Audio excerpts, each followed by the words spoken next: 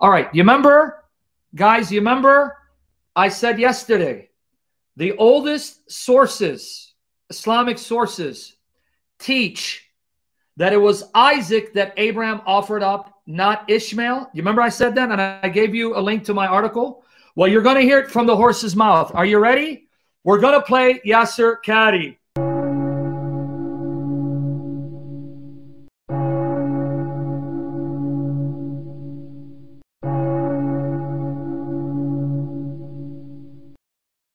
Before we continue, please make sure you have subscribed.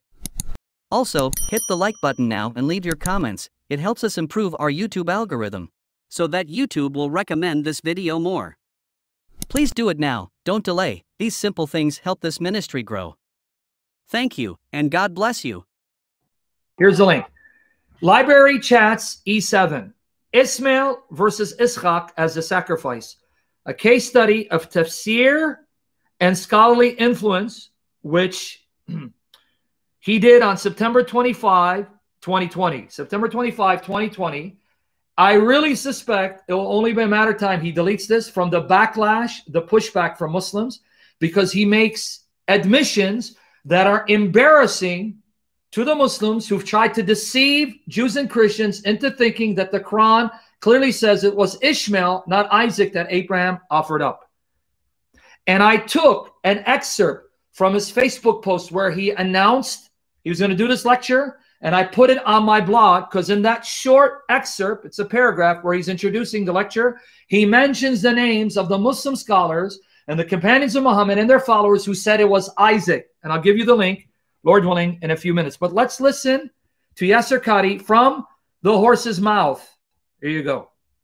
And what we shall, inshallah ta'ala, go over and demonstrate, this isn't an opinion, this is a fact that I'm about to state, that the majority, some would argue the vast majority of early commentators of the Quran.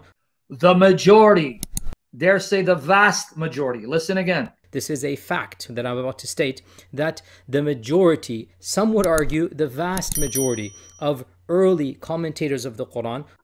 The majority. And I'm giving you a fact, not opinion. Yasser Qadhi, thank you. Glory to Jesus Christ for even opening your mouth to destroy your own religion and make it easy for us to destroy your prophet for the glory of Jesus.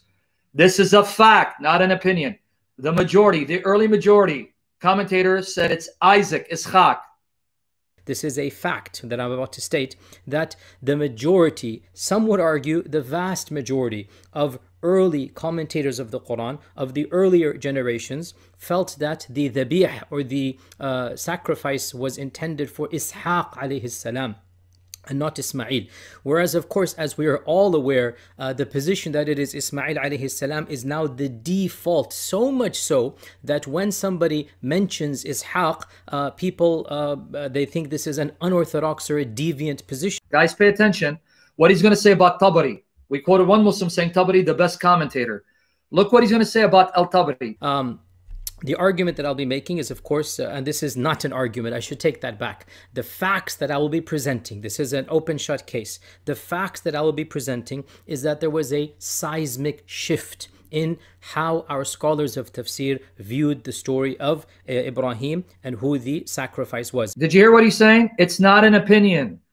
The fact, it's a fact, not an opinion. This is a fact. There was a seismic shift where all the earliest sources said it was Ishaq and later it became Ismail. What is really interesting and why this is the case is, again, beyond the scope of this one lecture, because there's so many points and they're all interconnected.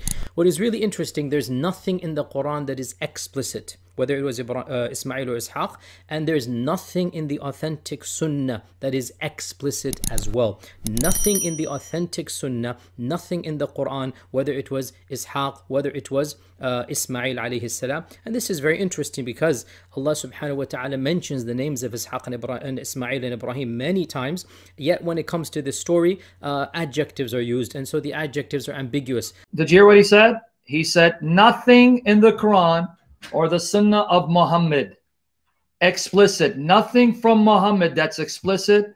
Nothing in the Quran explicit that says it's either Isaac or Ishmael, Ishaq or Ismail. Nothing. Listen to him, and then he's going to mention the scholars, and then he's going to mention Muhammad's companions and their followers. You're going to get blown away. Now, the notion that earlier scholars predominantly held it to be Ishaq, it is something that you can look it up and do your own research, and I will quickly quote you some of the research that we've done in this regard, that especially the giant Ibn Jarir al-Tabari, who died 310 Hijrah. Did you see what he called Tabari? The Muslim yesterday that I cited said Tabari is the best. You see what he just called Tabari? Especially the giant Ibn Jarir al-Tabari. So you hear him from the horse's mouths. So when the Muslims tell you who's Tabari, say, shame on you, you wicked liar. Tabari is a giant, the best commentator. Okay. What did Tabari say? Who was the child of sacrifice? From Yasser Qadi, the gift who keeps on giving. Holes in the narrative. Ibn Jarir al-Tabari argues very forcefully, with almost a degree of like certainty, or you can say is very very forceful, that it is in fact Ishaq and not Ismail. And he mentions this a number of times, especially here in Surah Safat, and he mentions a number of arguments. Al-Tabari then mentions a number of Sahaba and Tabi'un who argued that it is Ishaq. And it is very interesting to note that the overwhelming majority of the Sahaba and Tabi'un who held positions about this, held positions that it was Ishaq alayhi salam. Bam! Let me explain who the Sahaba and the Tabi'un are. He just said, Tabari admitted, the overwhelming majority of the Sahaba. Sahaba means Muhammad's companions, those who were eyewitnesses to Muhammad and their followers after them. The majority of them said it was Isaac, Ishaq alayhi salam. Did you guys hear it? Did you guys hear it? He said, Tabari says, the giant Tabari, the best commentator, the majority of Muhammad's companions and their followers, majority said it was Isaac, Ishaq alayhi salam. At least 8 of the Sahaba, it has been reported that they held this view, including Umar ibn al-Khattab, Ali ibn Abi Talib, Al-Abbas. Look, Umar ibn al-Khattab, he believed it was Isaac. Ali ibn Abu Talib. Abbas, Muhammad's paternal uncle. Notice the people. The Tabari says, all believe it was Isaac. Umar, the second caliph. Ali, the fourth caliph. Abbas, Muhammad's paternal uncle. The uncle of the Prophet ﷺ, his son Abdullah ibn Abbas, the Habr of the Ummah and the Tarjuman of the Quran. Ibn Abbas, considered one of the greatest Muslim scholars who ever lived. Him. Ibn Mas'ud. Ibn Mas'ud, one of the 4 men that Muhammad said learned the Quran directly from. Jabir ibn Abdullah. Jabir ibn Abdullah. Abdullah ibn Umar and Abu Hurairah radiyallahu ta'ala an. Abu Hurairah, Abdullah ibn Umar. All of them said it's Isaac, Ishaq. Now watch. All of these, it has been reported from them. So Umar and his son, Abbas and his son, Ali ibn Mas'ud, Jabir and Abu Hurairah, all of them, it has been narrated that they said it is Ishaq alayhi salam.